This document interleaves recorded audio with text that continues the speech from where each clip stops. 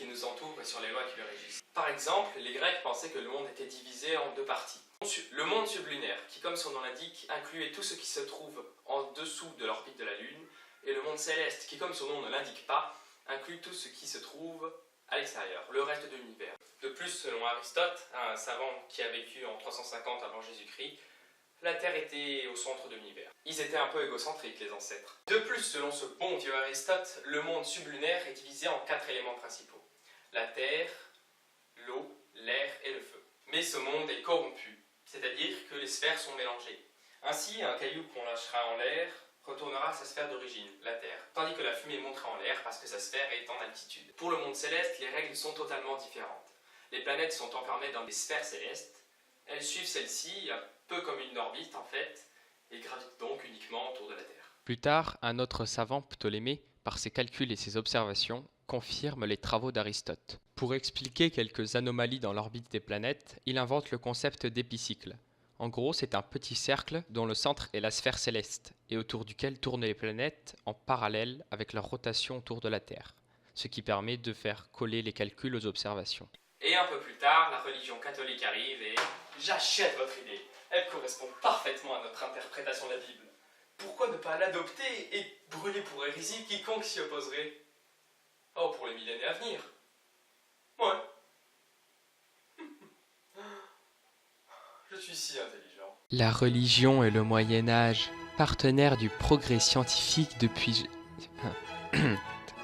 Jamais! Bon, ceci dit, Aristote et Ptolémée ont tout de même prouvé que la Terre était ronde et pas plate, comme on le pensait auparavant. Donc bon, on les pardonne.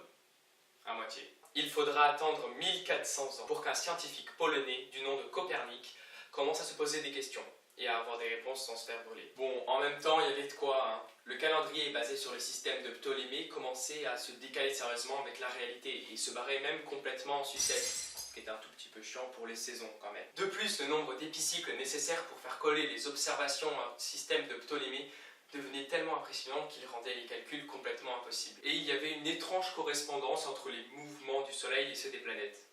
Il n'en fallait pas plus pour qu'il sorte en 1551 un livre de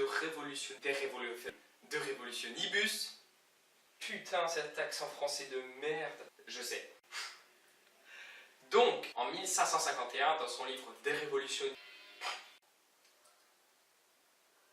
dans son livre, Copernic propose une vision du système solaire où le Soleil est au centre et non pas la Terre. On appelle cela l'héliocentrisme. Malheureusement, son bouquin n'a pas beaucoup de succès parce qu'il est trop complexe, alors que l'héliocentrisme simplifie les calculs.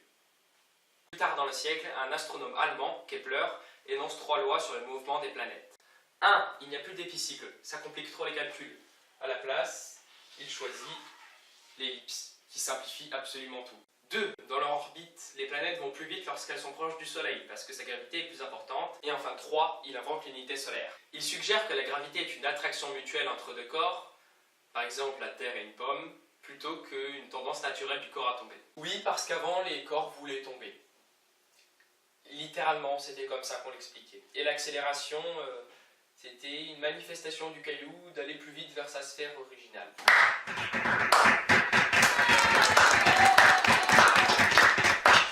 Plus tard, Galilée confirme et démontre par ses observations que l'héliocentrisme et les ellipses sont la solution. Cependant, Galilée se fait sévèrement niquer par l'Inquisition italienne pour ses propos qui sont carrément anti-religieux. Il est donc obligé de renier ses idées et de dire en public qu'il avait dit de la merde.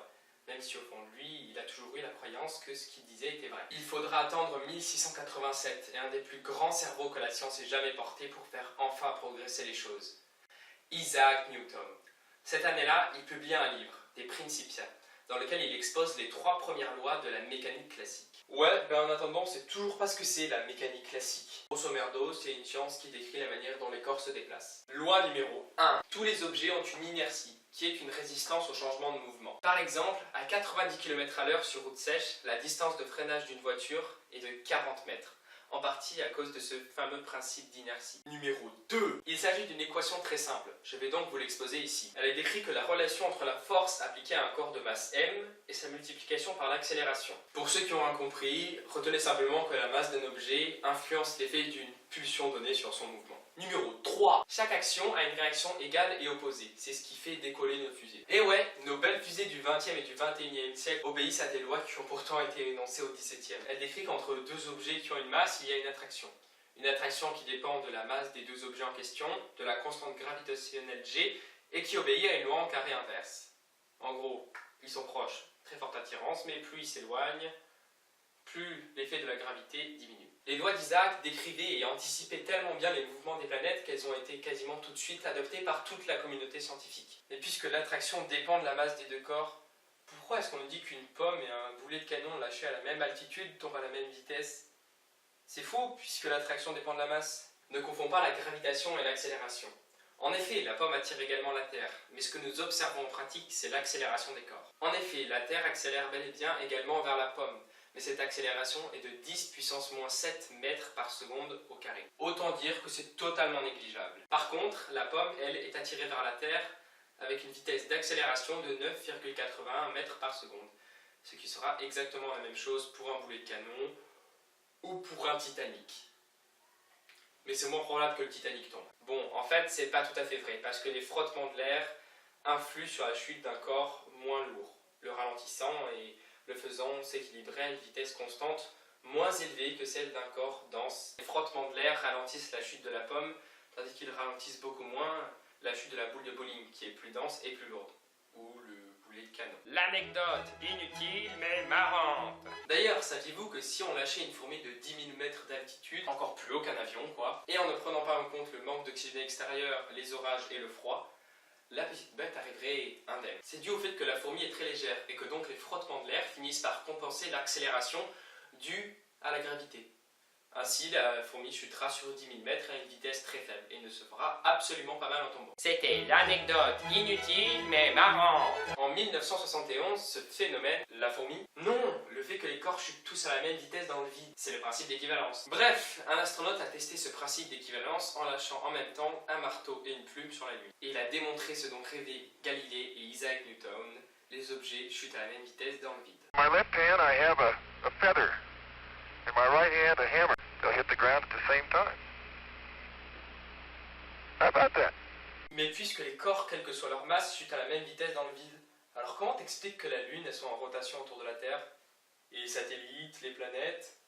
Eh bien, le fait que la Lune ne tombe pas vers la Terre peut se démontrer par l'expérience du canon. Par la magie de la science, prenons un canon tirant des boulets en ligne droite et parallèle au sol. Supposons un premier tir avec une vitesse faible. Le boulet ne retombe pas très loin. Supposons maintenant un second tir avec une vitesse beaucoup plus élevée. Les effets de la gravitation sur l'orbite du boulet commencent à être visibles. Maintenant, supposons qu'il tire le boulet à une vitesse colossale, impressionnante. Au début, il suit la ligne de tir, puis commence à chuter. Mais il voit alors le sol s'éloigner de lui. En effet, la Terre est ronde, et donc un projectile tiré en ligne droite, suivant une ligne de mire par exemple, finira logiquement par s'éloigner de la courbure de la Terre. Si le boulet a une vitesse suffisante, il n'atteindra pas le sol et se satellisera. Il y aura en effet un équilibre entre sa vitesse initiale et la force de gravité qui l'empêche de partir complètement dans l'espace. Si le boulet avait été tiré trop fort, il serait parti directement dans l'espace en suivant sa ligne de mire et n'aurait pas été satellisé. Il faut une vitesse qui fasse l'équilibre entre la force de gravité et la vitesse du boulet. Je rappelle que dans l'espace, les mouvements des corps ne sont ralentis par aucun frottement. Le boulet peut donc continuer à tourner ainsi pour l'éternité. C'est le même principe pour tous les corps célestes, y compris la Terre. Bon, je crois qu'on en a eu assez pour aujourd'hui. Alors, au revoir à tous et à la prochaine. Mais c'était sans compter sur Einstein, qui en 1915 incorpore la gravitation à la relativité générale. Je dédierai un épisode entier à la relativité générale. Donc retenons juste que Einstein apporte quelques modifications et quelques précisions, notamment pour des vitesses proches de celles de la lumière. Cependant, même aujourd'hui, c'est la théorie d'Isaac Newton qui prime, surtout dans la vie de tous les jours. En grande partie parce qu'elle est beaucoup plus simple que la théorie d'Einstein, et elle reste très précise. Voilà, c'est déjà la fin de la vidéo. J'espère que vous avez apprécié. Si cela vous a plu, vous pouvez vous abonner à la chaîne en cliquant juste ici, lâcher un commentaire ou un j'aime. J'essaie de vérifier mes sources qui sont toutes en description, mais cependant, si j'ai fait une erreur, n'hésitez pas à me le signaler. Transmission terminée.